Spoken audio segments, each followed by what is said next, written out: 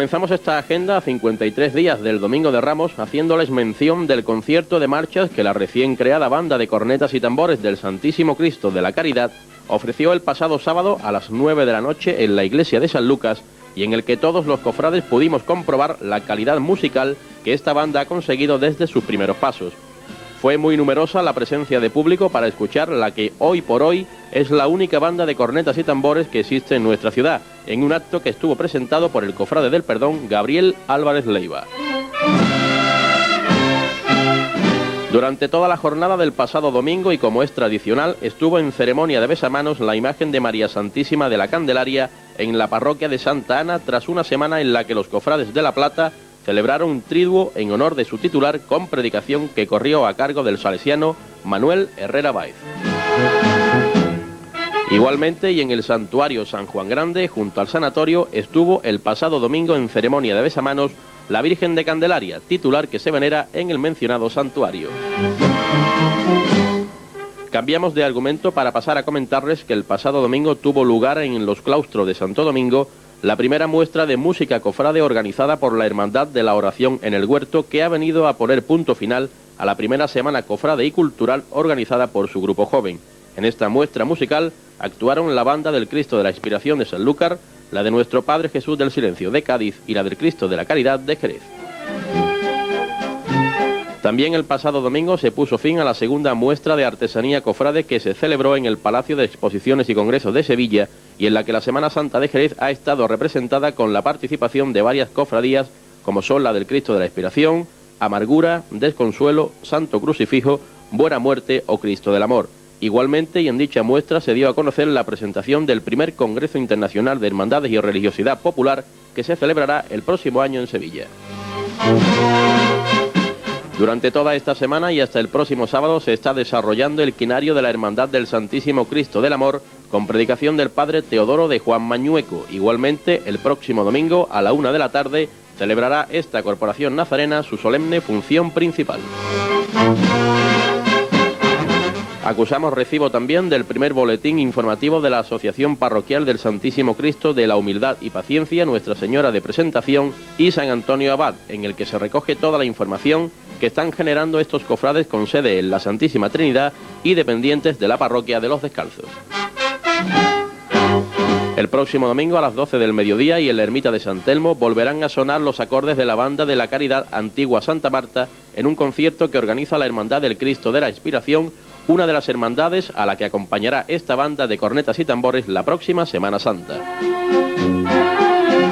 Y vamos terminando informándoles que mañana viernes a las 9 en primera convocatoria y a las 9:30 en segunda celebra su cabildo de salida la Hermandad del Prendimiento. Será, como es habitual, en la sala capitular de la Hermandad en la parroquia de Santiago.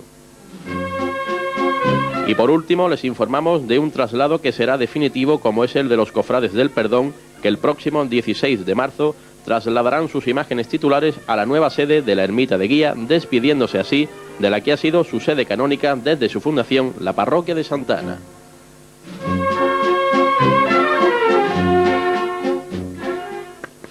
Estamos en precuaresma, ya hay algunos actos y somos conscientes que cuando entremos de lleno en la cuaresma, estos actos cofrades se van a multiplicar por 4 y me quedo corta. Por cierto que yo quiero añadir a estos actos cofrades 2 que van a tener lugar en los próximos días. Mañana, sin ir más lejos, a partir de las 8:30, se va a presentar en el Ayuntamiento de Jerez el cartel anunciador de la Semana Santa, obra de Salvador Monje. Y también el sábado, a partir de las 9 de la noche, en la iglesia de San Juan de los Caballeros, va a tener un lugar, una conferencia a cargo de Cristóbal Corchado, que es médico, que va a hablar sobre la pasión y muerte de Cristo. Bueno, pues hechos estos 2 apuntes, que no queríamos que se nos quedaran en el tintero, voy a pasar a presentarles a los contertulios que me acompañan aquí esta noche. A mi izquierda, concretamente, tengo a Enrique Soler. Él es sacerdote y párroco de Algar. Al lado suya se encuentra Lola Barroso, que es profesora titular de Historia del Arte de la Universidad de Cádiz. Y a mi derecha pues tengo a Francisco Yesa, capataz de la Amargura, del Santo Crucifijo y de la Virgen del Valle. Bueno, muchas gracias. Gracias por acompañarnos. Y yo decía al principio que vamos a intentar que esta tertulia monográfica sobre los pasos de palio pues sea un poco didáctica para los telespectadores. Vamos a ver si lo conseguimos, yo lo primero que me gustaría preguntar a mis contertulios es ¿qué significa para ellos un paso de palio? En realidad, ¿qué es lo que significa en la Semana Santa de Jerez un paso de palio? ¿Quién rompe el fuego? ¿Me toca a mí? De acuerdo. Bueno, para mí el paso de palio quizás es la imagen que me llega más instintivamente, ¿no? Y cuando digo esto quiero decir que quizás es la que me penetra antes tanto al alma como también a los sentidos.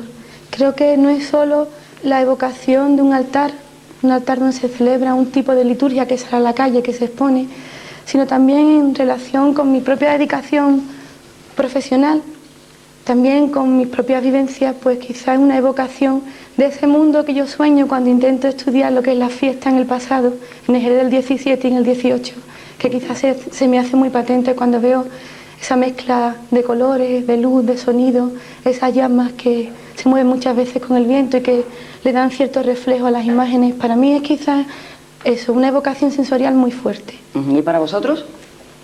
Paco, por ejemplo. Pues para mí un paso de palio es el mejor trono, la mejor carroza también, ¿por qué no llamarlo? Porque en principio el paso de palio, al igual que todos los pasos, que como bien ha dicho Loli, es un altar, pero hay que tener en cuenta que es un altar itinerante. Es una obra de arte que se crea con un fin, que es el de trasladar las imágenes de un lugar a otro.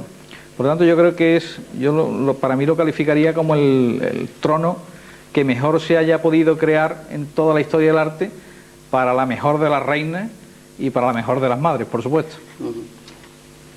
Enrique. Pues para mí es un compendio en el que están recogidos muchos aspectos, ¿no?, de nuestro pueblo y del sentir religioso, que por supuesto también tiene que ver mucho con lo cultural, aunque no solamente es cultural. Y en ese compendio está recogido los distintos tipos de arte. Yo creo que un paso de palio tiene mucho de arquitectura, un paso de palio tiene mucho prácticamente todo es arte suntuaria, también forma parte del diseño, pero sobre todo tiene una finalidad, ¿no?, que es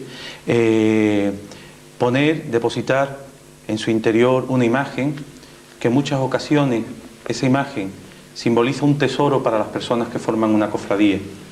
Ese tesoro que para muchos son sus titulares y que expresan un sentimiento religioso profundo que nunca se debe perder, a pesar de que, por desgracia, haya mucha gente que lo que quiere es que se pierda precisamente esa característica religiosa, ¿no?, y que se convierta en una expresión cultural más, perdiendo del horizonte que ante todo es una expresión religiosa. Bueno, estamos viendo imágenes precisamente de pasos de palio. Las imágenes que van a ir saliendo van a significar un soporte a la tertulia que vamos a mantener con nuestros invitados. Bueno, en Jerez procesionan concretamente 24 pasos de palio. Yo quisiera que los contertulios nos comentaran cuál es la diferencia entre los distintos pasos de palio. Por ejemplo, Lola. Bueno, si seguimos una clasificación teórica, Sí. y siguiendo, y quizás sea un tema que podamos sacar esta noche, si los pasos de palio jerezanos pues tienen vinculación con algún otro centros próximos, creo que los tres coincidimos en que sí, en concreto Sevilla, ¿no? Podríamos... Sí. No, iba a decir, Sí. Vamos a hablar de los pasos de palio en la Semana Santa de Jerez, Sí, los sí. que procesionan en nuestra Sí. ciudad. Pero Sí. te lo comentaba, Begoña, Sí. porque creo que la clasificación que podríamos establecer entre, por ejemplo, pasos de palio de cajón, Ajá. de figura o sevillano, el rígido, que es solamente de metal, ¿no?, o el mixto, pues quizás está en relación también con esa tipología que se gesta en Sevilla, ¿no? Entonces, el primer tipo de paso, el más sencillo, el más cercano al origen del paso de palio en el mundo barroco, pues sería el de cajón, ¿no? Ajá. Donde es una estructura, un basamento de planta rectangular, como decía muy bien Paco Yesa, un pequeño templo, un altar itinerante, con unos anclajes, unos pilares que serían los varales, y sobre él una cubierta, pues en vez de una cúpula, pues en este caso el techo de palio, muy sencillo, rectangular, sin adorno, sería el primer tipo, ¿no? El paso de palio, por cierto, el de cajón del que tú Sí. estás haciendo mención, es típico de las cofradías serias, ¿no? Sí, por aquello de... Serias son todas. Esperemos serias, que no sean. Entre comillas, entre comillas. ¿Te refieres vinculándolo quizá que el excesivo exorno pues sería una especie de licencia, ¿no? Serán los que se llaman también en el argot cofradiero las cofradías de negro, ¿no? Las cofradías de esparto, ¿no? En las que, digamos, pues sí, digamos, lo más importante es el recogimiento y la seriedad, no que las demás, porque si no da la sensación de que las otras no son serias. Yo no sé si había salido imágenes anteriormente ahí de la Virgen, la titular de la Hermandad de la Veracruz, la Virgen de las Lágrimas, porque además los pasos de cajón, porque además los pasos de cajón, yo no sé si están de acuerdo ustedes, sobre todo aquí lo puede ratificar el capataz Francisco Yesa, ¿los pasos de cajón son más complicados de llevar porque pesan más? No necesariamente. El hecho de la forma del palio no implica que el paso o el palio en sí tenga que ser más pesado. Concretamente el que estamos viendo ahora, por lógica, debería ser mucho más aliviado en el sentido de que es un es un palio, como estamos viendo, que está sin bordar. El bordado siempre le aporta peso, pero bien, además el palio de cajón por lo general suele tener las bambalinas más estrechas que un palio del tipo que estamos más acostumbrados a ver, ¿no? Por lo tanto no creo que tenga por qué pesar más, ¿no? Ya. Bueno, Lola, tú habías hablado antes del paso de palio de cajón. Sí. Está también el de figura o sevillano, ¿no? Sí. Este paso, bueno, ya es una evolución en lo que sería el repertorio ornamental en la decoración de los techos de palio, donde ya el techo de palio no está exento de ornamentación, se enriquece desde el punto de vista no solo del material, sino incluso del tamaño, se parten las bambalinas, se le introduce también todo lo que sería el mundo de la pasamanería artística, y se juega un poco también, como decía antes muy bien Enrique, con la simbiosis de diferentes materiales y diferentes disciplinas artísticas, en este caso bordadores también. Esta es la generalidad de los pasos de palio, se puede decir así, ¿no? No, los pasos de figura, vamos. O sea, los pasos de palio de figura. De alguna manera sí, si es que, bueno, estamos quizá intentando reconducir de una forma muy estricta lo que sería todos estos pasos, ¿no? Porque muchas veces el intentar crear una periodificación desde el punto de vista cronológico o una clasificación desde el punto de vista tipológico, pues claro, nos dejamos cosas fuera, ¿no? Sí, pero de todas formas, si atendemos a la evolución, quizás tendríamos que hablar del palio de cajón o al cajón, como dicen algunos, como quizás el más clásico o el más antiguo. De hecho, de los palios que salen ahora mismo a la calle en Andalucía, los más antiguos que se conservan, en especial en Sevilla, ¿no? Que es el que más referencia podemos hacer conocida, es el palio de la Virgen del Valle, y es un palio recto, aun cuando el corte inferior no sea exactamente recto, y entonces no es digamos un cajón perfecto, pero vamos, sí es similar, por decirlo de algún modo, al corte que tiene el palio el palio de la Virgen de la Encarnación. Entonces la evolución esa fue, digamos, del palio del palio corto o de cajón pasó al palio de figura, pero digamos habría un estadio intermedio que lo podríamos también ejemplificar con el palio de la Virgen de la Piedad de Jerez, ¿no? Sería un ejemplo magnífico de ese palio que todavía no es el palio de figura en el sentido estricto del palio del Desconsuelo, que ya digamos el gran hallazgo de Juan Manuel Rodríguez Ojeda, el máximo del barroco, y después pues ya estarían, digamos, todo lo que se podría llamar el manierismo en el palio, o el agotamiento de formas, ¿no?, posterior, que viene pues con el palio que hace el mismo Juan Manuel para la Macarena, y ya eso, digamos, el repetir que se fue haciendo en todos los pasos. Hago referencias a Sevilla forzosamente porque es que los mejores palios que tenemos en Jerez se hicieron para Sevilla, no se hicieron para Jerez, entonces lógicamente pues tenemos que acudir a la historia de Sevilla, y no debemos caer en un chauvinismo tonto de no reconocer, pues bueno, que hemos sido también lo suficientemente listos como para coger estas obras de arte, estos tesoros, que el momento en que Sevilla los soltaron. Y aquí tuvimos gente con una gran sensibilidad que se dieron cuenta de lo que estaban desechando, y eso ha sido una gran suerte para la Semana Santa de Jerez. Bueno, hasta ahora hemos conocido dos tipos de palio, existen más, ¿verdad? Sí, Sí, el tercer tipo de palio lo que podríamos denominar como palio rígido, donde la platería podemos decir que ya, bueno, pues es el arte que triunfa de forma definitiva en la construcción del palio, ya que el platero no solo se va a ocupar de todos los aspectos que son, por ejemplo, como las piezas de candelería, las piezas de iluminación y los soportes de esa estructura, los varales, sino también lo que sería estrictamente el palio. Sí, al final, sí, no, te iba a preguntar solamente, ¿a finales del siglo pasado eran habituales estos tipos de pasos? ¿El rígido de platería? De alguna ¿Eran manera, de otra época? Bueno, ¿Son de otra época? en Jerez incluso ha llegado a salir, y todavía se conserva en Jerez, un antiguo palio rígido, que es precisamente el antiguo palio de la Cena, que yo no Sí, sé, de no la sabía Virgen de decirte la si Paz. es de final del siglo XIX o principio de principio del siglo XX, Pero sí, sí de es- principio de este siglo. También está en relación, quizá por lo que se puede comprobar en inventarios antiguos y demás, con todo lo que sería, por ejemplo, la relación con las hermandades sacramentales. Esto lo digo con mucha precaución porque, bueno, yo estoy ahora mismo ocupándome en ese tema, ¿no? Y quiero ver cierta similitud en lo que sería, por ejemplo, la exposición, la exposición de determinados titulares o la misma exposición del Santísimo en los doseles de plata, en los tronos, en los manifestadores, con trasladar esa costumbre de la exposición dentro del templo de la imagen a la calle. Quiero creer que ahí está la unión con esos dos tipos de palio. No sé si coincidiréis vosotros dos conmigo. Paco, por cierto, este tipo de pasos de palio rígido de platería, ¿son complicados de llevar? Hombre, yo pienso que no. Pienso que incluso en un momento determinado pueden ser hasta más fáciles, precisamente por la rigidez que tienen. Entonces, en un paso de palio de cajón o en el tipo que hemos visto anteriormente, es mucho más fácil, es decir, el paso de palio de figura es mucho más fácil que se detecte en cualquier tipo de fallo.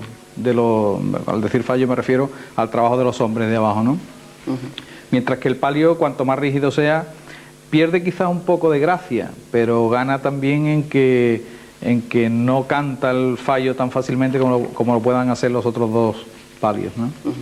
Bueno, falta algún tipo más, creo que el mixto, ¿no? El mixto de tela y crestería, ¿no? Sí, donde el palio, el techo de palio, pues englobaría de una parte de las bambalinas con bordado sobre tela y luego un remate que señalaría lo que sería la planta rectangular del palio, que sería un remate de crestería en plata.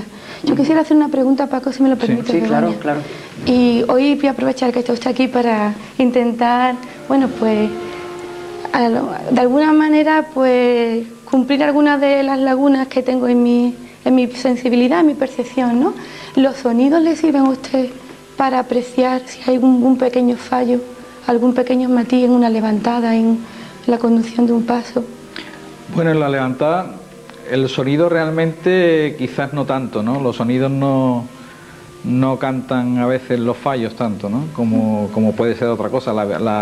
No sé, la visión del capataz es la que realmente le va a cantar los fallos, más que el sonido en sí, ¿no? Habíamos visto, bueno, de hecho lo estamos viendo aquí, como ejemplo de estos pasos de palio mixto de crestería y tela, imágenes de la Virgen de la O, de la Hermandad de la Defensión, pero también otro ejemplo puede ser el paso de palio de la Virgen de los Remedios, evidentemente antes de que cayera el rayo, ¿no? Quizás también, incluso... Sí, también era... Y también, no sé si coincidiréis conmigo, yo introduciría también como un elemento, o si queréis, como una tipología mixta entre el palio de figura y el palio mixto, aquellos en los que los varales tienen unas perillas que sobresalen mucho por encima de lo que sería la gloria del paso. No sé si coincidiréis conmigo. No es una crostería seguida, pero sí quizá... Sí, pero sí cumpliría un poco la función de esa crestería, Sí, sí. ¿no? El conjunto de las perillas del paso, sí, ciertamente. Incluso el señalar esos 12 varales, que desde el punto de vista litúrgico serían los 12 apóstoles, que de alguna manera también arroparon a la Virgen en esos momentos tan difíciles y tan duros de la pasión, ¿no?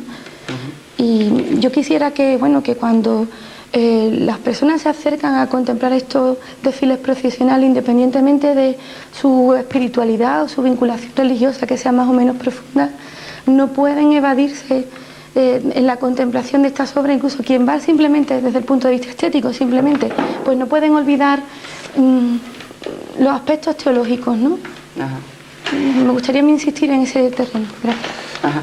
Bueno, pues hasta aquí hemos conocido los diversos tipos de pasos de palio que existen, o al menos que procesionan la Semana Santa de Jerez. Si ustedes me lo permiten, vamos a hacer un alto en el camino para la publicidad, pero a vuelta de esta pausa vamos a detenernos en hablar de las formas del palio.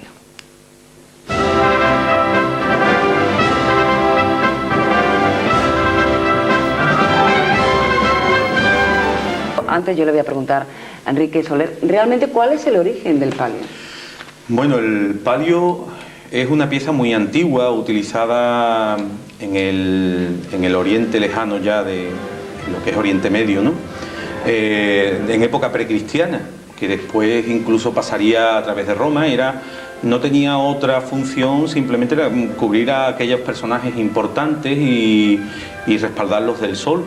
Entonces, todos los personajes importantes pues llevaban una serie de parafernalia, ¿no? Como podía ser el palio, como podían ser unas sombrillas muy grandes que también pasaron a la liturgia y se perdieron en el concilio con el nombre de umbrela. También había otras piezas, todo esto con carácter áulico, o sea que el rey se rodeaba de ellas, ¿no? Como era, por ejemplo, los flabelos, que se estuvieron usando en Roma hasta el Papa Juan XXIII, es una especie como de abanicos de plumas. Entonces, todas estas cosas que en principio tenían una función real, que era guarecer del sol, abanicar y todas estas cosas, pues pierden su función y se convierten pues en una especie como de acompañamiento, digamos, áulico, ¿no? Para señalar que ahí está el personaje, el señor, el rey, etcétera. Cuando la liturgia se deja contagiar por influencia del Imperio Carolingio, de todas estas cosas, y después posteriormente en el barroco pues mucho más todavía, pues resulta que surgen la utilización en la liturgia de todos estos elementos. Claro, ¿cuándo fue el momento en que a un señor se le ocurre poner un palio encima de unas andas y se inventa el paso de palio? Pues ahí ya está el problema, porque hasta ahí nos perdemos. Sí, ahí nos perdemos. Tenemos grabados hasta del siglo XVII en el que vemos eso, ¿no? En Sevilla. Tampoco se hace siempre para las imágenes de la Virgen. Precisamente es con las imágenes de Cristo, con los nazarenos, y en Antequera queda un paso en el que sale un nazareno bajo palio. Incluso el nazareno nuestro de Jerez iba cubierto por el palio en muchas ocasiones. Tenemos un momento intermedio en el que todavía el palio no se ha puesto sobre las andas, sino que queda suelto, y estaría, por ejemplo, en la Virgen de las Angustias de Granada, donde hay unos palieros que acompañan a la Virgen detrás de los cargadores, y en ciertos momentos de la procesión los palieros avanzan por encima del paso de la Virgen, se ponen delante y esperan que la Virgen pase por debajo del palio. Es como una especie como de homenaje o cesión de respeto, ¿no? Y todo esto probablemente derive de la misma historia de los Reyes Católicos, que gustaban pues mucho de estas representaciones, ¿no? O de este acompañamiento o de estos cortejos. Entonces, pues ahí surgiría, no sabemos en qué momento exacto, aproximadamente en el 17. Se dice siempre que fue la primera, la Soledad de San Lorenzo de Sevilla, la que tuvo el paso. Curiosamente ahora mismo no lo lleva. Y sería en el siglo XVII seguramente pues cuando surge esto. Era lógico preguntar por los orígenes del paso de palio, porque estamos viendo el arte cofrade, o estamos viendo ahora mismo todo lo que estamos hablando de los pasos de palio, lo estamos viendo desde un punto de vista cofrade, muy cofrade. Claro. Y era también lógico echar la vista atrás y mirar los orígenes del paso de palio. Por cierto, estamos viendo mucho arte cofrade, pero también existe el arte de los costaleros, ¿no, Paco? Bueno, por supuesto, no se puede concebir, entiendo yo, un paso de palio sin ese complemento que es el trabajo de capataces y costaleros, ¿no? ¿Tú te lo imaginas con ruedas, Paco? Yo no quiero ni imaginármelo siquiera. O sea, la verdad es que en el primer congreso de capataces y costaleros que hubo en Sevilla, pues parece ser que quedó muy claro la calificación de arte, el trabajo de los hombres de abajo del paso, ¿no? Claro. Incluso, pues, hubo una definición que a mí me gustó muchísimo del costalero, que la dio Antonio Burgos, y que decía que el costalero es el administrador de la gracia divina de poder crear arte al llevar los pasos. Y bueno, pienso que la verdad se ajusta bastante a la realidad, por lo menos a la realidad que yo vivo cada Semana Santa. Antonio Burgos, como siempre, bordando las cosas. Bueno, pues vamos a lo que vamos. Decíamos que íbamos a hablar de las formas del palio. Vamos a empezar por los candelabros, por ejemplo. Lola. A mí me gustaría relacionar... Yo te miro a ti, pero vamos. ¿Sí? No, encantada.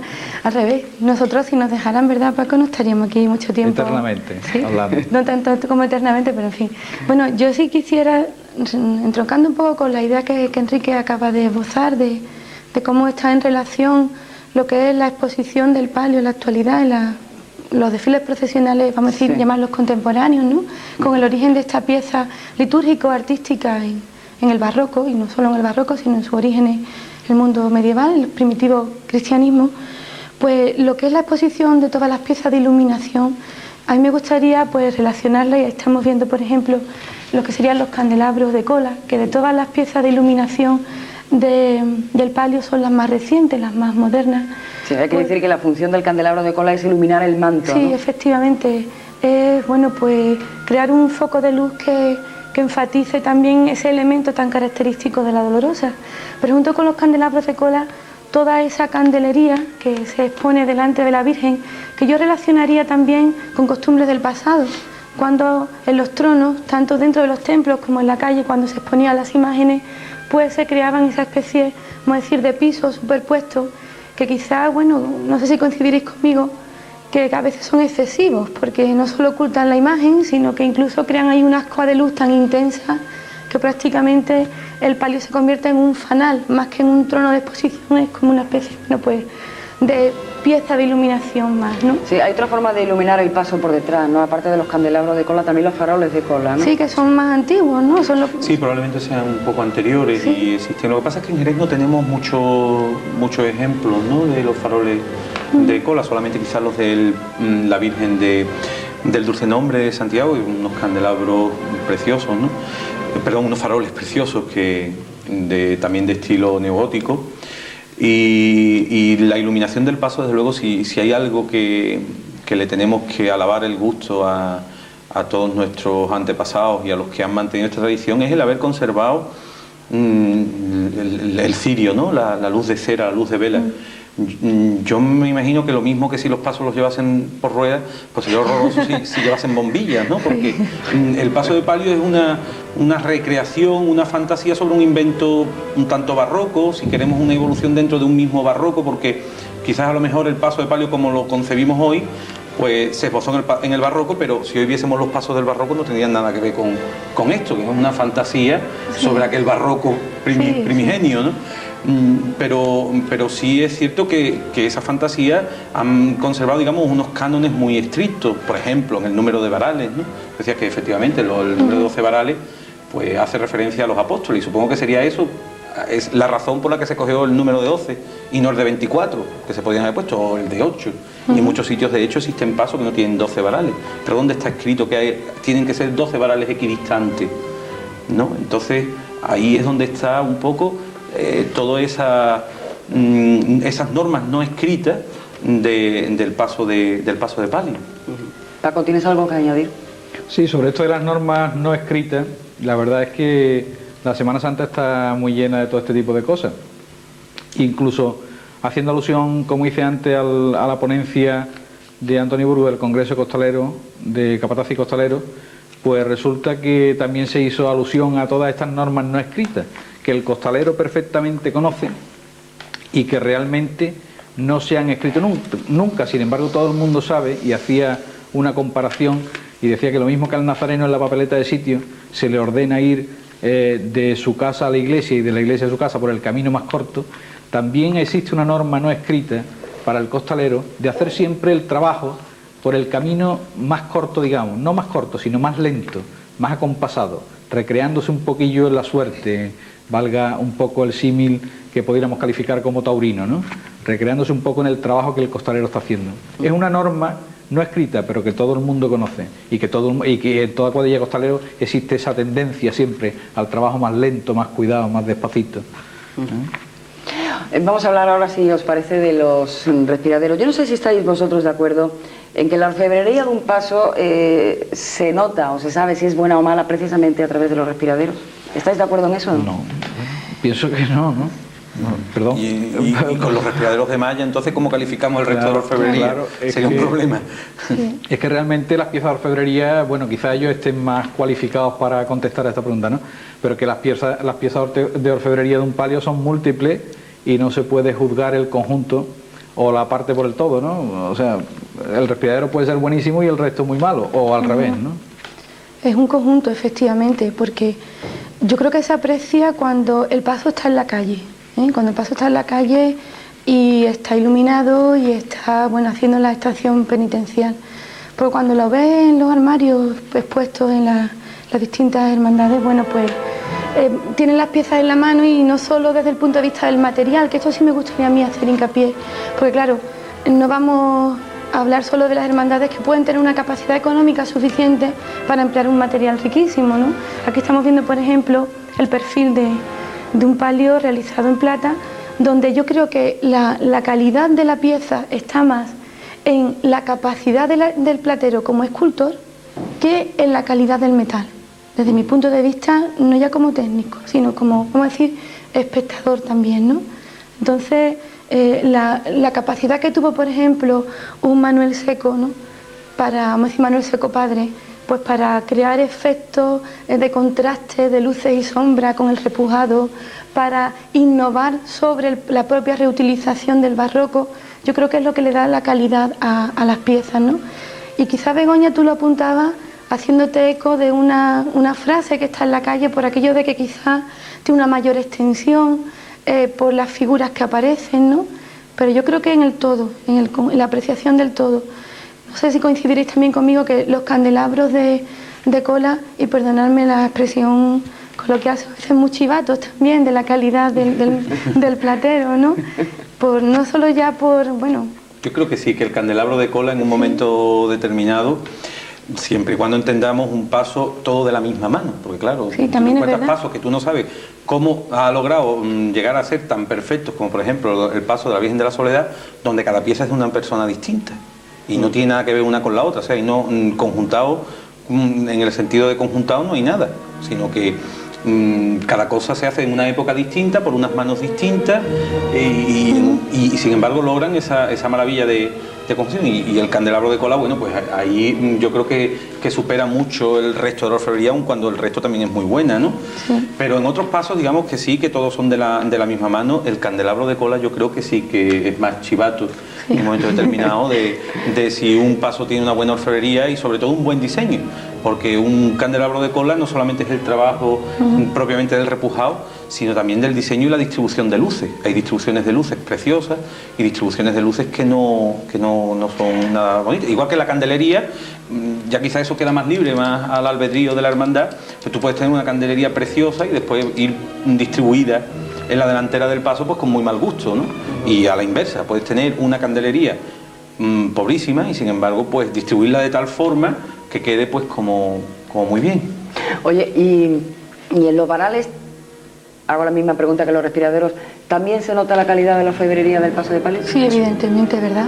Mucho, porque los nudos de los varales, por ejemplo, marcan una perspectiva cuando tú estás viendo el paso que si eso está logrado, pues puede hacer mucho en la contemplación de un paso de palio. Quizá convenga que digamos lo que es el nudo o la macolla, ¿no? Sí, el nudo, la macolla, sí.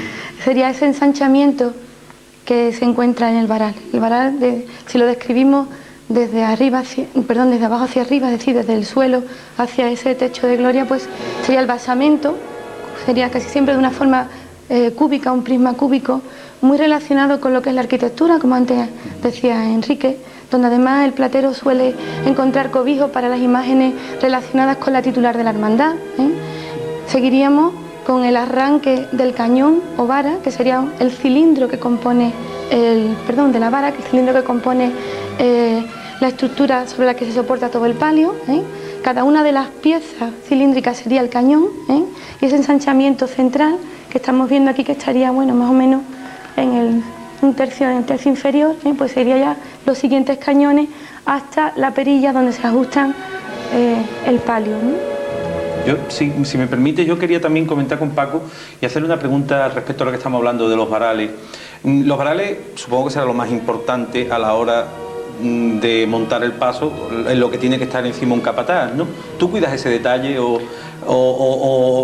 porque es que hay varales que están muy rígidos, entonces el paso pierde movimiento y la verdad es una pena, ¿no? Porque el trabajo, digamos, el arte de los costaleros se ve de esa forma, pues, muy reducida. Sí, mira, uno procura estar encima de muchas cosas, lo que pasa es que, lógicamente, los responsables de los montajes de los pasos suelen ser los priostes y los mayordomos, ¿no? Y la verdad es que hay priostes muy asequibles y mayordomos muy asequibles y otros que lo son menos. Entonces hay gente que tiene sus ideas y son muy rígidos con ellas y a veces es difícil cambiar las cosas, ¿no? Como tú bien comentas, gran parte del éxito, digamos, del movimiento del paso está en el asentamiento del palio. Hay palios que van mal asentados y difícilmente se podrán mover bien. Hay palios que van, incluso algunos de los que yo llevo, van más abiertos de arriba que de abajo. Con lo cual, si no existe una perpendicularidad del varal con la mesa, difícilmente se va a mover bien ese paso. Entonces el trabajo de los costaleros siempre se va a ver desvirtuado por ese defecto, digamos, ¿no? Por llamarlo de alguna forma.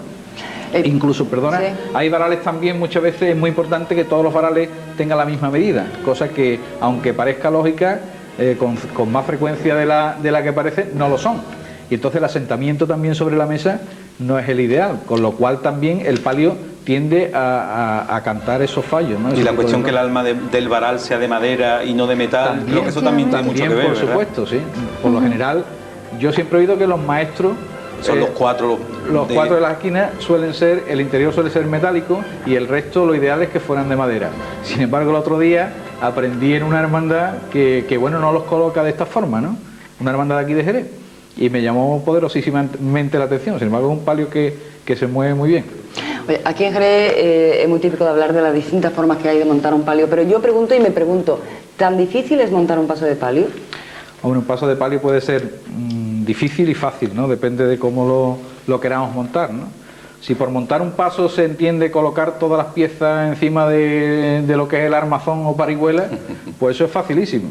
Ahora, si queremos que el paso tenga su gracia, pues yo lo veo súper complicadísimo, porque son tantísimos los factores que hay que tener en cuenta. Es la colocación de la cera, como antes decía Enrique, que es importantísima. O sea, una candelería muy mala se puede ver muy bonita porque la cera tenga su gracia al estar colocada, ¿no? Su arte. Claro. Pascual González decía en una canción suya, en un poema que hizo, que todo lo que hay en torno al paso de palio es arte. Y arte tiene que tener el que monta la candelería, y arte tiene que tener el que diseñó el manto, y arte el que le ponga el pañuelo, y arte el que la viste, y arte el que la sube en el paso. Todo es arte en torno al paso de palio, entiendo yo. Entonces, montar un paso de palio, como colocar las piezas encima de la parihuela, no es nada difícil. Tener arte para montar un paso de palio, yo entiendo que es dificilísimo. Dificilísimo. Sí. Dentro de la orfebrería no queremos dejar ni los... me están indicando que hacemos una pausa para la publicidad. Bueno, pues después lo cuento. Vamos a hacer un alto en el camino para los consejos publicitarios y enseguida estamos con todos ustedes.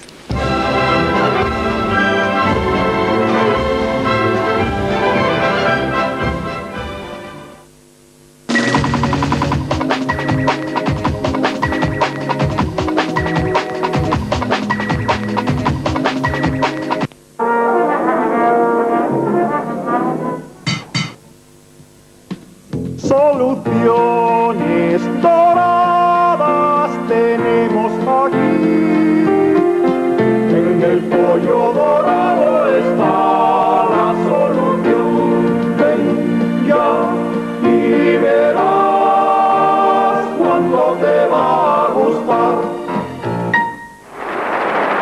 El pollo dorado, una sinfonía de soluciones. Olvídese del esfuerzo a la hora de limpiar. Ahora con Fregola, fregar el suelo será más fácil que nunca.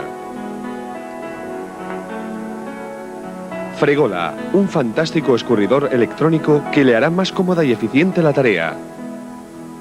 De fácil manejo y gran autonomía, y además no ocupa espacio. Apúntese al futuro. Fregola, limpieza sin esfuerzo. Solicite información en Máquinas de Coser Antonio López Cepero. Gemuvisa, Promueve y vende viviendas de protección oficial en el centro de la ciudad. Edificio El Patio, en calle Francos 36. Viviendas con plaza de garaje desde 25.800 pesetas al mes. Financiación a 25 años y 5% de interés. Información y venta en calle Pozuelos 7 y 9. Visítanos, entrarás en tu casa.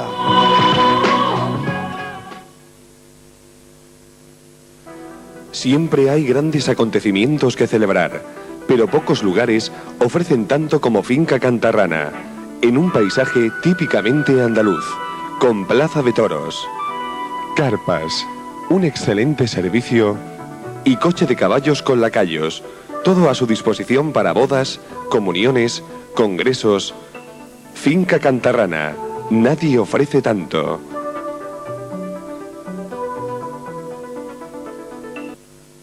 La Almoneda, una cita con alma. Del 11 al 15 de febrero, La Almoneda, el mercadillo popular de Jerez a beneficio de la Fundación Jerezana de la Santa Caridad. Un año más en las instalaciones de IFECA, de 11 de la mañana a 10 de la noche ininterrumpidamente. Adultos 300 pesetas, niños 100. Allí encontrará oportunidades desde 20 duros, antigüedades, regalos, curiosidades y una completísima barra con precios muy económicos. Del 11 al 15 de febrero les esperamos en IFECA. Aproveche la ocasión para ser solidario. La Almoneda, una cita con alma.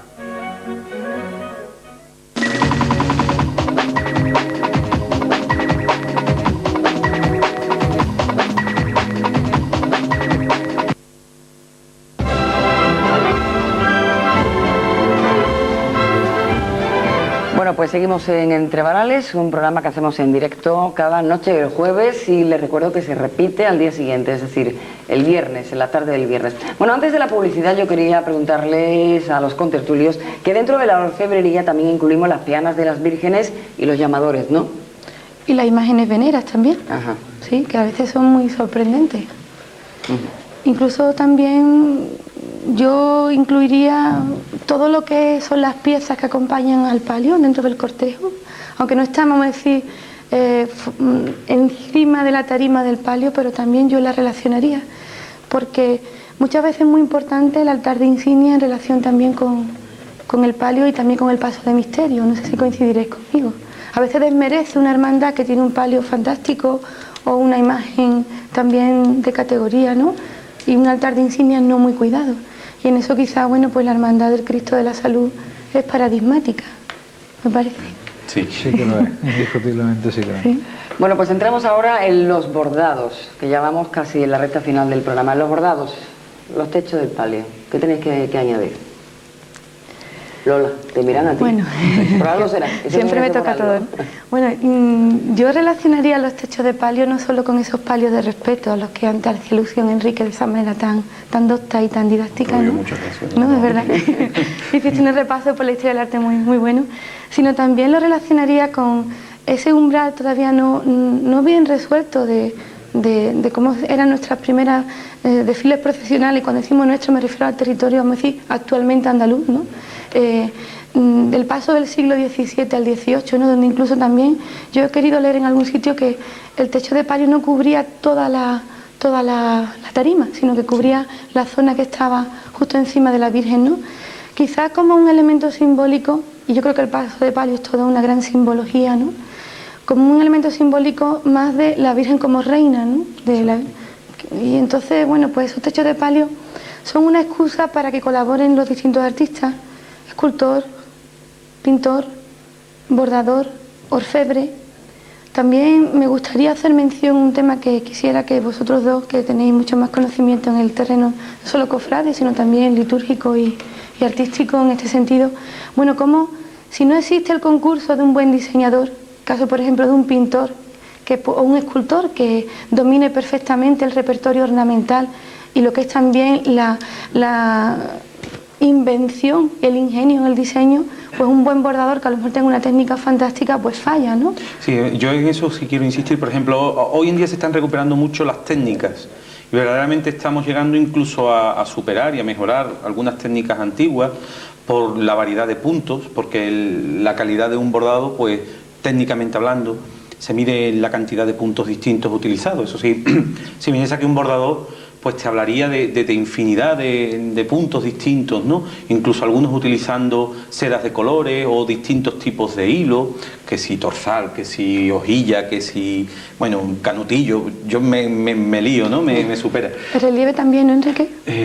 Bueno, el relieve utiliza cualquier tipo de hilo, pero metiéndole mayor relleno a lo que es, digamos, el tejido que se va haciendo, ¿no? Y estaría también los tipos de bordado, bueno, el milanés, que es con sedas de colores. ¿Existe mucho diseño de paso de palio? Bueno, sí, cada palio se ha diseñado por separado. Bueno, hay algunos que están hechos en serie, pero esas cosas no se dicen. Lógicamente, no, sí. Existe muchos, cada paso se ha diseñado por separado, ¿no? Pero lo que yo quería hacer hincapié es que, aun cuando las técnicas están mejorando mucho, desgraciadamente, yo estoy muy decepcionado con los diseños. O sea, yo cuando veo un palio como el de la Virgen de la Piedad, que yo creo que es que no se puede mejorar un diseño como ese, ¿no? Un palio como, después quizás lo veamos en imágenes, sí. Un palio como el del Desconsuelo, o sea, están tan bien diseñados que después cuando ves otro dices, no, pero aquí ha faltado el diseño. Claro, el diseño no es solamente el dibujo del bordado, ¿no? Que ya se ha hecho muy repetitivo porque se han agotado las formas y ya se ha caído en una especie como de manierismo, de repetir ya un agotamiento de formas absoluto, sino también en la proporción. Muchas veces hay hermandades que se meten en hacer un paso y no cuidan para nada la proporción. Entonces te los encuentras chatos, pues son chatos. Aquí tenemos, por ejemplo, el paso de la Virgen de la Piedad. Yo creo que es un... Sí, es que lo íbamos a poner como ejemplo para hablar del manto, sí. de los palios. ¿Qué tenéis que comentar? Que además otro ejemplo de la sagacidad de los cofrades jerezanos en relación con la, vamos a decir, la apropiación de algunas piezas muy importantes del patrimonio artístico de las cofradías sevillanas, ¿no? Sí. También yo quisiera hacer hincapié en un aspecto, la labor que las hermandades, y quizás las criticamos muchas veces por otro aspecto, yo quiero reconocer una virtud en ellas, cómo están cuidando también mucho la restauración, y no solo cada vez más la restauración de las imágenes, sino también de las piezas de arte suntuario. Sí. En cómo concurren muchas veces, pues no solo especialistas, vamos a decir, histórico-artísticos, no, sino también técnicos a la hora, bueno, pues de restaurar una pieza, es decir, que se le está dando la categoría que merece un bordado, En ese sentido me gustaría romper una lanza a favor de las hermandades jerezanas. Y la Piedad, bueno, pues realizó una labor de restauración muy importante en este manto. Lo que pasa es que en el tema de restauración de bordados, por desgracia, no se ha avanzado todavía lo suficiente. No, estamos pero todavía, por ejemplo, empezando. a nivel de imágenes, yo creo que ya se ha tocado prácticamente techo. O sea, podremos mejorar en lo que se refiere a las cuestiones técnicas, pero no creo que se cambie en la mucho. Técnica también casi se hace microcirugía, una imagen, ¿no? Hay cosas realmente fantásticas, ¿no? Que se hacen hoy por profesionales que además hoy afortunadamente los tenemos en nuestra ciudad y en abundancia, ¿no? Pero sin embargo, en la cuestión de restauración todavía se siguen haciendo cosas que, por lo menos en el mundo de la escultura, resultaría una barbaridad ya hoy, ¿no? Por ejemplo, recortar un bordado y que se pierda el soporte antiguo, cuando a lo mejor te estás cargando un terciopelo que ya hoy en día no se fabrica, pues claro, hay que ir a más, ¿no? O sea, hay que ir a conseguir que lo que se restaure sea la tela. Se ha hecho algunas túnicas además, que es una lástima. Exacto. Y no vamos a mencionar ejemplos, ¿no? Pero... O bueno, se han recortado palios antiguos para tapar agujeritos, ¿no? Han pasado en algunas hermandades, donde a lo mejor piezas de un valor incalculable pues han venido pues para eso, para tapar baches y para hacer pues las ocurrencias de manitas de turno, ¿no? Que se logró recortar un palio antiguo que había, pues, yo qué sé, barbaridades de eso. Vamos a detenernos ahora, si os parece bien, en la gloria de los pasos de palio. ¿Qué es la gloria en realidad? Yo a lo mejor... El centro del palio, o sea, donde está... Hombre, normalmente sí, porque suele tener pues siempre una representación de la Virgen, ¿no? En majestad. Bueno, sí, pues es un nombre que siempre se le ha dado y es correcto, porque a veces la gloria pues no es tal gloria, tiene un escudo y entonces... Sí, pero ese pero vamos, sí, seguiría llamándose la gloria. ¿Ese medallón lo lleva todos los pasos de palio? Sí, incluso algunos lleva más de uno, ¿no? También. Sí, en el caso, por ejemplo, de la Virgen del Socorro, en el que lleva 5 medallones y bueno, en muchísimas hermandades que pues además del escudo central pues lleva varios. Aquí también está por el que estamos viendo ahora mismo, ¿no?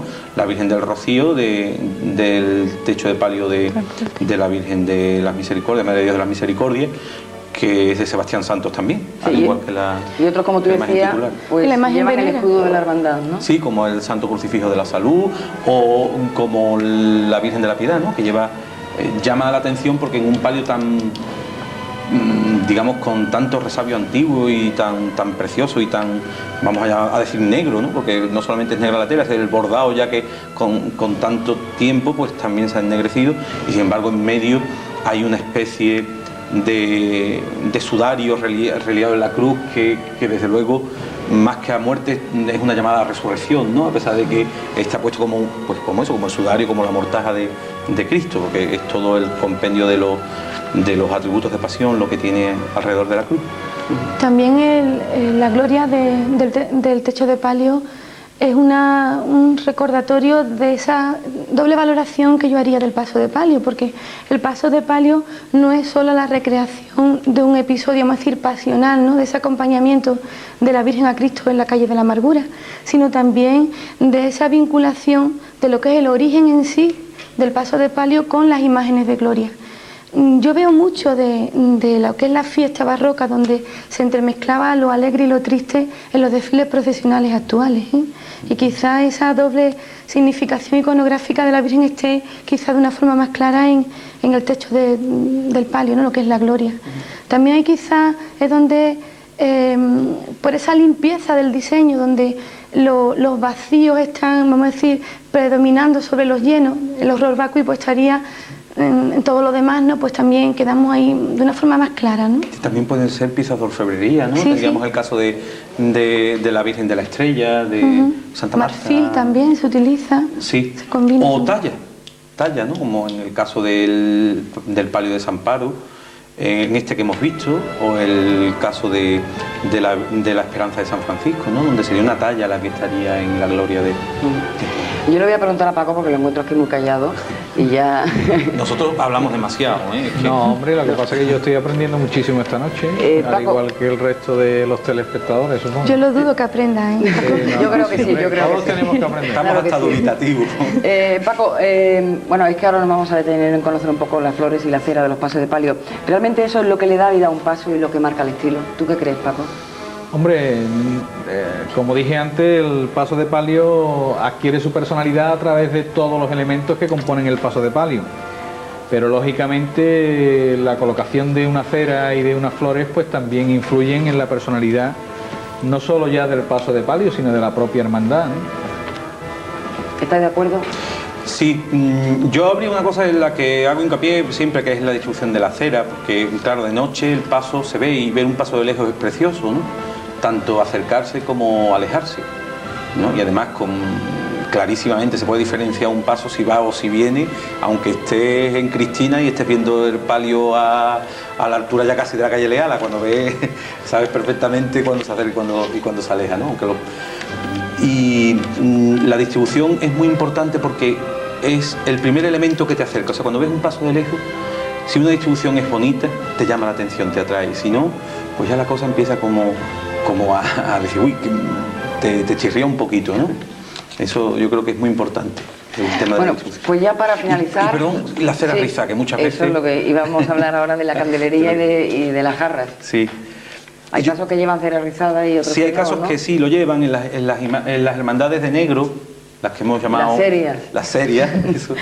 Pues normalmente no se suelen o no se deben llevar, hay algunas que hacen una excepción.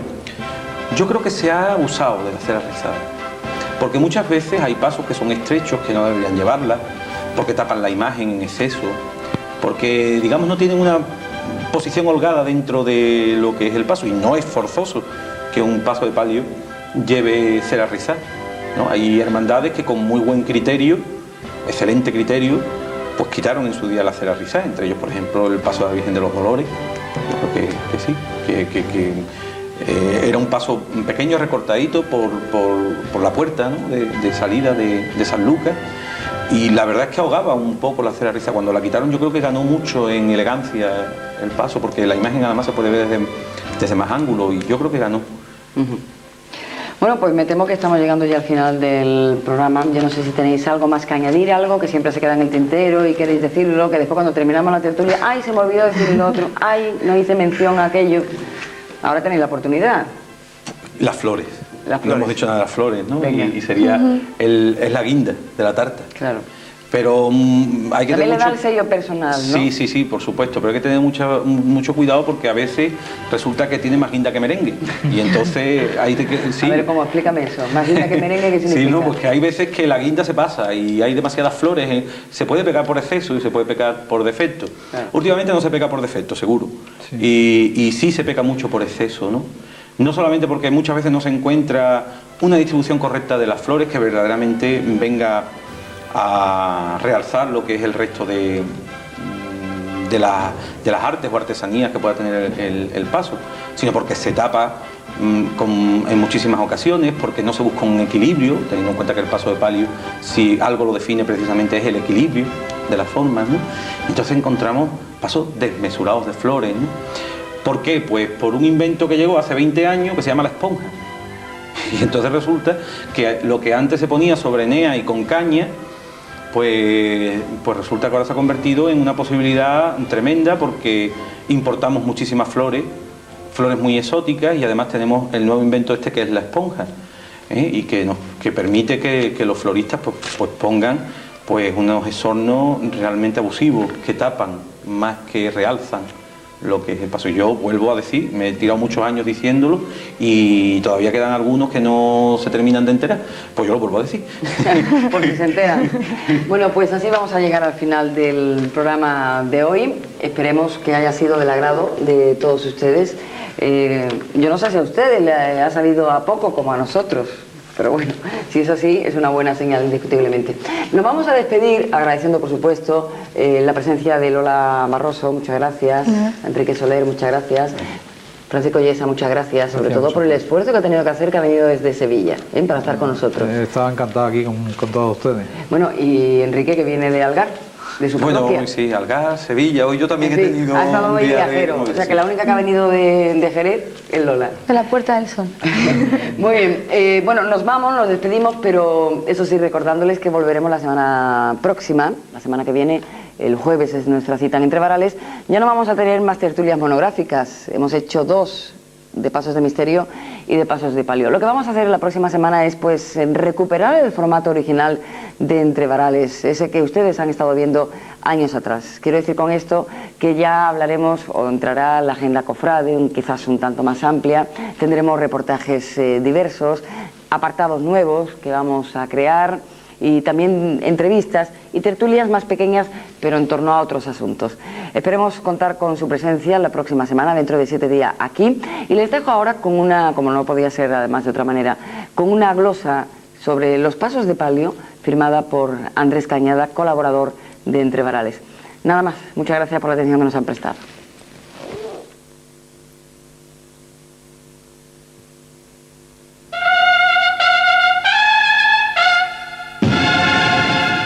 Y mataron al Señor por primavera, luego de azotarlo y coronarlo de espinas.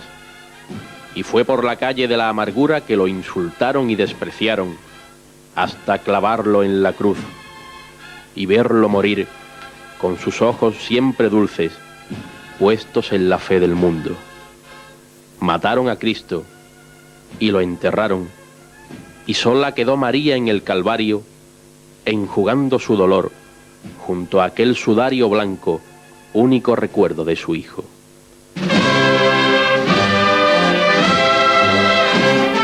Pero entonces, y para que ningún dolor, ni siquiera el más profundo, pudiera romper la belleza de esa mirada, quisieron los azahares de la primavera regalarle a su reina un paso de palio. Y llamaron a los apóstoles, y cada uno de ellos fue un varal que sostuviera el cielo inmaculado de Jerez, que llamaron techo de palio. Y llamaron a la noche, y ésta le hizo un manto con encajes de bajamar, para que ni el relente pudiera rozarla. Y llamaron a los arcángeles de la plaza Plateros, para que le cincelaran las jarras, respiraderos y candelabros de cola. Y le hicieron una peana de plata, para que ni sus descalzos pies sufrieran junto a la cruz. Y llamaron a la media luna para que le rindiera pleitesía. Y recogieron flores de esas campiñas que saben a mosto y arreglaron su paso, con el aroma de todas las flores del campo, y pusieron velas junto a ella para que todos vieran la enorme belleza de su llanto, y llamaron a los capataces y a los costaleros para que le dieran su gracia infinita en el andar y pasearan a María entre la gente, al compás de un pueblo que siempre le rezó así a la Virgen. Y luego se fueron al firmamento los azahares blancos de la calle larga y dijeron a los luceros de la madrugada que en Jerez había una reina rota por la pena, y así vinieron las estrellas a la tierra y coronaron a María como emperadora del universo.